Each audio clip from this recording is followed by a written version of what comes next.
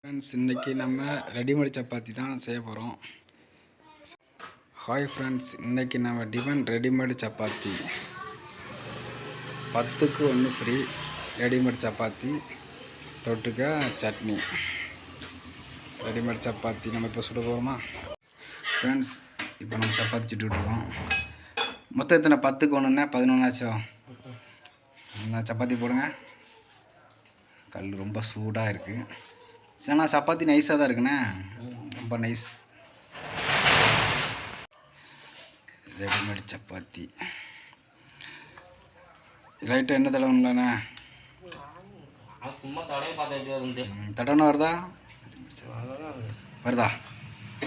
அதை அப்படி மாற்றி போடுங்க. ரெடிமேட் சப்பாத்தி ஃப்ரெண்ட்ஸ், நம்ம ரெடிமேட் சப்பாத்தி இப்போ சுட்டாச்சு. சப்பாத்தி ரெடி.